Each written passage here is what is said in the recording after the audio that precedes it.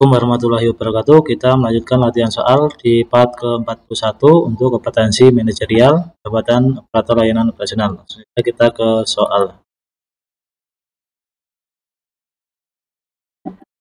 Arus globalisasi dan meningkatnya jumlah investor asing dan WNA yang bekerja di Indonesia mendorong universitas untuk mewajibkan tiap mahasiswanya mengikuti pelatihan bahasa asing untuk menunjang kemampuan SDM. Namun hal tersebut tidak berkaitan langsung dengan bidang pekerjaan yang ingin Anda lakukan di masa depan. Sikap Anda: A. Memilih tidak mengikuti pelatihan jika ada mahasiswa lain yang tidak mengikutinya.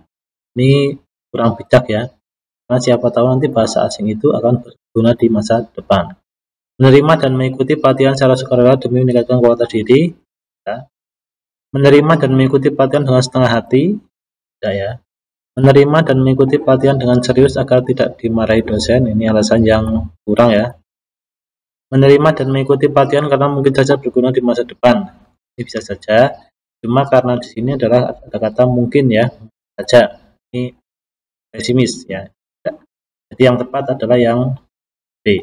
Aspek yang dinilai adalah aspek pengembangan diri. Jadi ketika ASN ada kesempatan untuk mengembangkan diri, ya silakan itu bisa diikuti.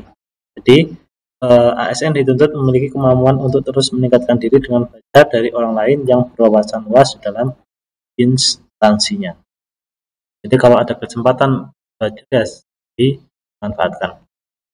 2. Anda adalah seorang ASN yang bekerja sebagai staf pelayanan umum di Kecamatan D. Anda bertugas untuk merespon keluhan masyarakat dan pengurusan dokumen umum. Sebagai seorang ASN yang bertugas di pos terdepan pelayanan masyarakat, Anda dituntut memberikan citra positif pada masyarakat. Salah satu sikap yang dikembangkan untuk membangun citra tersebut adalah menyediakan ruang tunggu yang nyaman untuk para pelapor. Ya. Nah, sini adalah sikap untuk membangun citra positif ya. Mendengarkan dengan penuh perhatian setiap keluhan pelapor, ya. Memprioritaskan pelapor yang memerlukan dokumen penting, ini kurang ya. Melakukan tugas cepat mungkin sehingga pelapor tidak terlalu mengantar ya. Memberikan pelayanan yang efisien dan memenuhi kebutuhan masyarakat sesuai tupoksi yang dimiliki. Nah, ini yang paling sesuai. Ya. Pelayanan yang efisien memenuhi kebutuhan masyarakat. Jadi ini yang diharapkan oleh masyarakat. Aspek yang dinilai tentu adalah aspek pelayanan publik. Jadi seorang ASN itu dituntut memiliki kemampuan melayani kebutuhan, permintaan, dan keluhan pemangku kepentingan. Next, saat Anda sedang bertugas mengkoordinir staf pelayanan di suatu rumah sakit, Anda melihat ada seorang pelanggan yang berusaha menyerobot antrian sambil marah-marah karena merasa pelayanan yang ada sangat lambat. Padahal saat itu banyak pelanggan lain yang masih mengantri untuk mendapatkan pelayanan. Sikap Anda: memanggil petugas keamanan untuk menegur pelanggan tersebut agar mengantri seperti yang lain. Ini sebenarnya kurang ya. Mengabaikan sikap pelanggan tersebut, ini juga kurang ya kalau mengabaikan ya. Menegurnya dengan pengeras suara agar pelanggan tersebut tidak mengganggu. Ini menegur tapi jangan pakai pengeras suara, ini kurang sesuai. Mencari tahu alasan perbuatannya dan membantu mempercepat pelayanannya jika diperlukan. Ini juga tidak ya, karena masih ada beberapa yang antri. Menghadapi keluhan pelanggan tersebut dengan tetap tenang, meminta maaf, dan memberikan solusi terbaik sesuai kondisi yang ada. Nah, ini yang tepat. Ya, jadi walaupun ini menyerobot antrian, ya kita tetap menghadapi keluhan tersebut, kemudian memberikan solusi terbaiknya.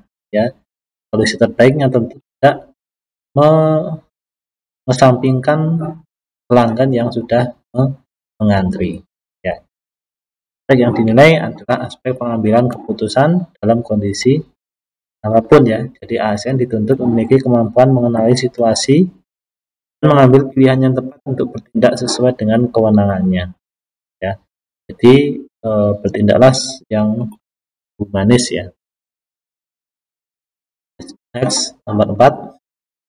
Anda merupakan orang wakil ASN di bidang pembangunan di kabupaten. Suatu hari divisi Anda mengadakan rapat mendadak, namun pimpinan tidak berada di tempat sehingga meminta Anda untuk menggantikannya hingga rapat selesai dan memberi Anda kewenangan untuk membuat keputusan dalam rapat tersebut. sikap Anda jika Anda diminta untuk membuat keputusan terkait suatu program adalah meminta rapat ditunda sementara waktu hingga saya mendapatkan persetujuan dari pimpinan. Ini tidak ya, karena di sini ada rapat mendadak, otomatis kalau rapat mendadak itu ya penting. Menolak memberikan tanggapan karena hasil rapat berkaitan dengan kepentingan banyak orang, ini juga tidak. Memilih alternatif solusi yang terbaik yang mengacu pada analisis data yang sistematis bersama mengikuti prinsip kehati-hatian. Bisa ya. Memutuskan sesuai pertimbangan mayoritas anggota, ini juga tidak ya. Membuat keputusan yang bersifat umum dan tidak terlalu berisiko agar mudah dirubah jika tidak sesuai. Ini juga tidak. Jadi yang tepat adalah D. Jadi keputusannya itu dia mengacu pada analisis data sehingga akan lebih tepat ya, lebih tepat ya, otomatis seksama dan prinsip kehati-hatian. Jadi aspek yang dinilai adalah aspek tadi pengambilan keputusan. Ya, ada rapat mendadak, kalian disuruh mengganti pimpinan dan kemudian disuruh mengambil keputusan.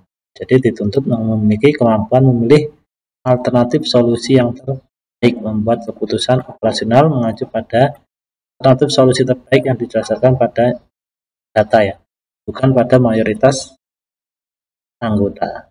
Ya. Next, terakhir, Anda adalah seorang staf administrasi. Saat Anda beristirahat siang, tiba-tiba datang seorang pelanggan ingin menyerahkan beberapa dokumen penting.